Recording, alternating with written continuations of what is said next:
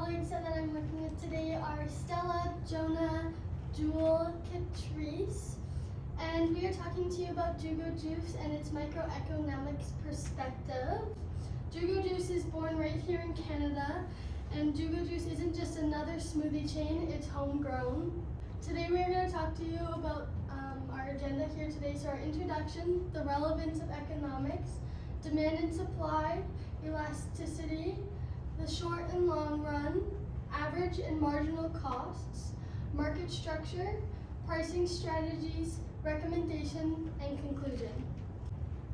Jugo Juice is an established franchise founded in 1998 in Calgary, Alberta.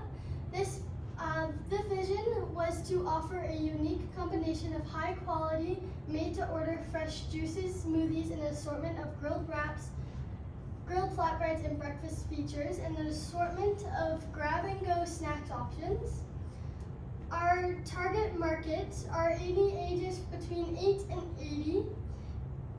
People who look kind of on the more healthier but like on the go kind of style. A lot of Canadians, so for example, people from Calgary, Montreal, Edmonton, Vancouver, and Toronto. Jugo Juice's mission/slogan is to offer a family of great tasting and healthy, accessible products to their customers. They are not health gurus or personal trainers. They are just good people who want to make great products that help people eat and drink healthier on the go. Their slogan is goodness in a glass. So their menu, they offer lots of things like I've stated. So smoothies, smoothie bowls, sandwiches, wraps, snacks, juices, and bubble teas.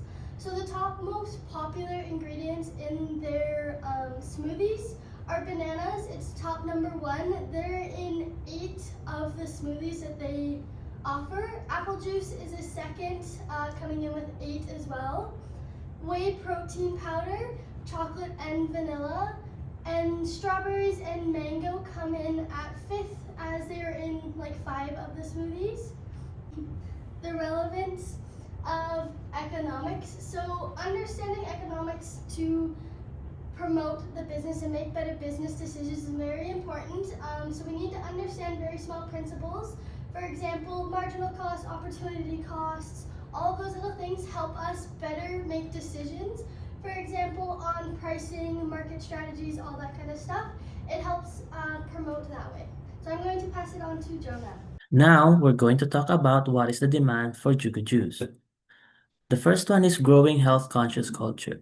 The smoothies market in Canada is expected to reach a projected revenue of $571.6 million by 2030. A compound annual growth rate of 9.3% is expected of Canada's smoothies market from 2024 to 2030. Canadian consumer wants products touting both health halo ingredients like ginger and cinnamon and science-backed ingredients with benefit claims. In this graph, we see that 2023 shows $306 and it's growing up to 571.6 as projected for 2030. The second one is shift toward functional beverages. Functional beverages are any non-alcoholic drink that provides additional health benefits due to the inclusion of any bioactive component from a plant, animal, marine, or microorganism source. The market is witnessing a significant shift from generic healthy offerings towards hyper-personalized functional beverages. Another reason for shift is increasing awareness about health benefits of smoothies. What factors influence the supply of Jugo Juice products? First is cost of raw materials. Isabel mentioned some raw materials or main ingredients used by Jugo Juice. Here we will see bananas, strawberries, apple juices, or orange juices. The price are changing every month. This is based on Statistics Canada. Second one is the labor availability and wages. As Sayer, Morris, and Gayad explained, the market's usual response to a shortage of labor would be a rise in the price level. in this case, the wage rate for such workers. This economic principle means that when there is not enough labor, the business might have to raise wage costs to attract employees. Supporting this trend, Statistics Canada reports that operators continue to face rising wage pressures with salaries, wages, and commissions increasing 22.2% over the same period. This rise in wages increases operating costs for businesses like Jugo Juice. Here is an example of a simple demand-supply graph. We can see the demand line is the light blue, and when we talked about the shift, this is for to illustrate the shift that we have discussed. The darker blue line shows the demand shift. Same for the supply. The first one is the yellow one.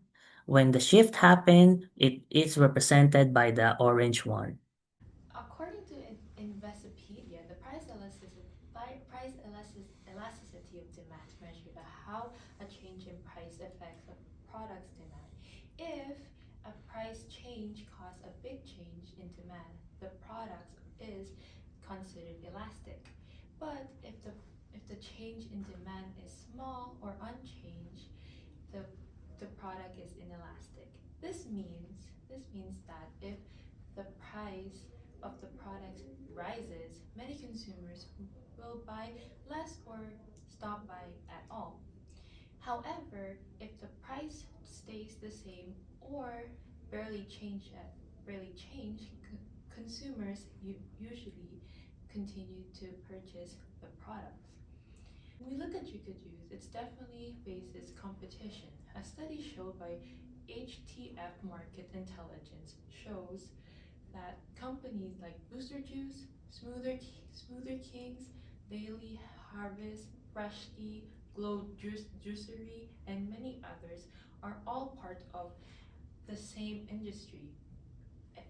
Any of these brands can be treated as more elastic, meaning customers can easily switch to another option if prices rises too much.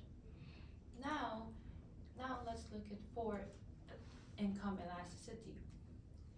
An article from Indeed stated that income elasticity described the relationship between a customer's income and the demand for the product. When the customer's income rises, they are more likely to buy more products, which rises the business's sales and profits.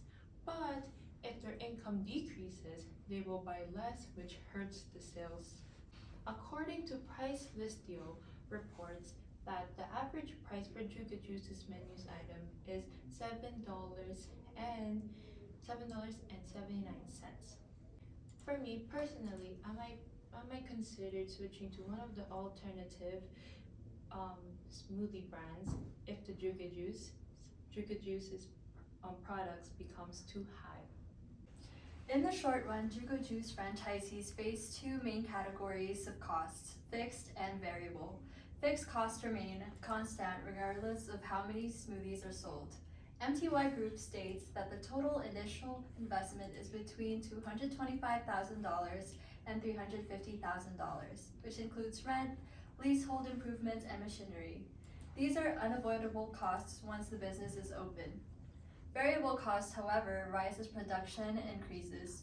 Jugo Juice reports that products are purchased directly from our approved suppliers and distributors, and emphasizes our commitment to blending the purest ingredients with real fruit and vegetables. This means that the more smoothies produced, the higher the ingredient and labor expenses. Sayre summarizes this distinction perfectly. Fixed costs don't change with output, but variable costs do. For Jugo Juice, that means rent and equipment are fixed, while fruit cups and wages are variable. Now that we've seen how Jugo Juice's costs behave in the short run, let's see what happens when the business expands in the long run. In the long run, all inputs become variable, meaning Jugo Juice can adjust its scale and costs more freely. According to Sayre, in the long run, when all costs are variable, firms can choose to operate on any average cost curve. This flexibility allows Jugo Juice to expand, open new stores, and invest in better equipment. MTY Group describes the brand as rapidly growing and highly popular. offering flexible store formats. With more outlets, the company can buy in bulk and reduce costs per unit.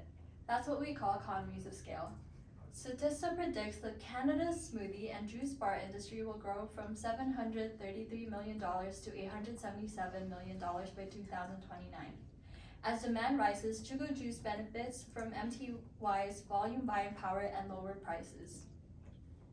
Franchise help adds that larger franchise systems benefit from spreading administrative and marketing costs across more outlets. Altogether, this shows that in the long run, expansion and modernization help Jugo Juice reduce its average cost per smoothie and stay competitive in a growing market. Now, let's visualize how all these cost relationships look in theory using the cost curve model. This graph illustrates the cost relationship described by Sayre.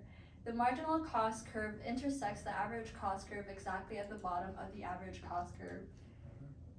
The average cost curve is U-shaped because costs fall with efficiency and rise again due to limits to diseconomies of scale. The marginal cost curve cuts the AC curve at its minimum point, the most efficient level of output. For Jugo Juice, fixed costs like rent and equipment from the base of the AC curve when variable inputs such as ingredients, hourly wages, and royalties determine MC. Market structure. Jugo Juice operates in a monopolistic competition market. As Invistopedia states, monopolistic competition is a type of imperfect competition in which many producers sell products that are differentiated from one another. Jugo Juice stands out with real fruit, fresh ingredients, and smoothies that can serve as full meals. Their website notes, our mission at Jugo Juice is to offer a family of great tasting, healthy, and accessible products. And our smoothies are packed with fruit and veggies and 100% sorbet-free. Consumers choose based on lifestyle and values, not just price. Indeed adds, in monopolistic competition, companies focus on creating unique products to attract customers and gain a competitive advantage. Jugo Juice competes with Booster Juice and Smoothie King. Benelli 2010 explains, every Jugo Juice smoothie is packed with 5+ servings of fruit. All our smoothies are made with 100% juice and real fruit. Booster Juice emphasizes convenience. Canada's original juice and smoothie bar, proudly committed to providing customers with premium, freshly made smoothies and juices available coast to coast. Smoothie King focuses on fitness, inspire people to live a healthy and active lifestyle, starting with our smoothies. The Canadian smoothie market grows about 6% per year, driven by the diverse consumer preferences and increased health awareness. Companies in monopolistic competition can set prices because products are differentiated. Jugo Juice uses value-based pricing for premium, healthy ingredients, along with combos, student discounts, and loyalty programs. Customers are willing to pay more because our smoothies are packed with fruit and veggies and 100% sorbet-free. Why it fits monopolistic competition? Jugo Juice is not in perfect competition. Products there are identical and firms cannot set prices. It's also not a monopoly, as there are many competitors with similar products. Instead, it fits monopolistic competition with many competitors, similar but differentiated products, branding influences choice, and firms have some pricing freedom.